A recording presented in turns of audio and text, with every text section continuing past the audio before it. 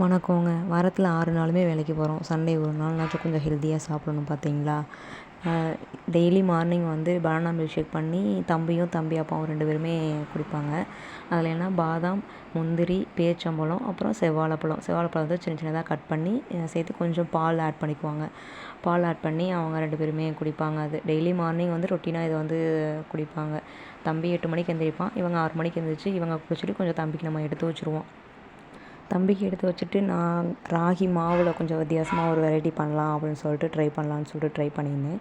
ராகி மாவு வந்து நான் சின்ன பவுலில் ஒரு பவுல் எடுத்துக்கிட்டேன். அதில் தேங்காய் பூ இருக்குது பார்த்தீங்களா, தேங்காய் பூ சேர்த்துக்கிட்டேன். கொஞ்சமாக உப்பு சேர்த்துக்கிட்டேன். அப்புறம் நாட்டு சர்க்கரை, தம்பிக்கும் நாட்டு சர்க்கரை, இவங்களுக்கும் நாட்டு சர்க்கரை தான் அதிகம் கொடுப்பேன். ஸோ வந்து நாட்டு சர்க்கரை கொஞ்சம் எடுத்துக்கிட்டேன். அப்புறம் கொஞ்சம் தண்ணி ஊற்றி நல்லா மிக்ஸ் பண்ணுங்க. நல்லா மிக்ஸ் பண்ணிக்கிட்டே இருங்க. அந்த பூரி மாவு பிணைவோம் பார்த்தீங்களா, சப்பாத்தி மாவு பிணைவோம் பார்த்தீங்களா, அந்தளவுக்கு நல்லா பிசைஞ்சிக்கிட்டு நம்ம மூடி வச்சுக்கலாம்.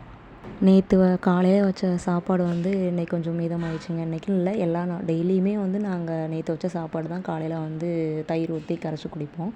அதே தான் இன்றைக்கி எனக்கு மட்டும் ரெடி பண்ணிக்கலாம் அப்படின்னு சொல்லிட்டு இன்றைக்கி எனக்கு மட்டும் கரைச்சிக்கிட்டேங்க. கொஞ்சம் தயிர் ஊற்றி கொஞ்சம் உப்பு போட்டு நேற்று நைட்டு தண்ணி போட்டு ஊற வச்சேன் பார்த்தீங்களா, அந்த தண்ணியவே தான் ஊற்றி நான் கொஞ்சம் கரைச்சிக்கிட்டேங்க. உப்பு போட்டு கொஞ்சம் வெங்காயம் போட்டு ஒரு 1 ஹவர் வந்து மூடி வச்சுக்கிட்டோம் அப்படின்னா உங்களுக்கு டேஸ்ட் சூப்பராக இருக்கும். ட்ரை பண்ணி பாருங்கள்.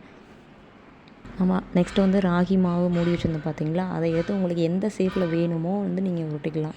சின்ன சின்ன பாலாகவும் உருட்டிக்கலாம். இல்லை வந்து நான் வந்து இந்த மாதிரி உருட்டியிருக்கேன். கொஞ்சம் வித்தியாசமாக பண்ணலாம் அப்படின்னு சொல்லிட்டு இந்த மாதிரி உருட்டி வச்சுருக்கேன். இட்லி சட்டியில் ஒரு 10 to 15 மினிட்ஸ் வந்து வேக வச்சுக்கோங்க. அப்புறம் தேங்காய் பால் ரெடி பண்ணிக்கலான்னு சொல்லிட்டு தேங்காய் பால் ரெடி பண்ணேன். தேங்காய் பூ, கொஞ்சம் ஏலக்காய், கொஞ்சம் சர்க்கரை போட்டு தேங்காய் பால் ரெடி பண்ணிக்கிட்டேன். ரெடி பண்ண தேங்காய் பாலில் ராகி பால்ஸ் நம்ம ரெடி பண்ணோம் பார்த்தீங்களா, அதை 2யும் போட்டு சாப்பிட்டு பார்த்தோன்னா சூப்பராக இருக்குங்க.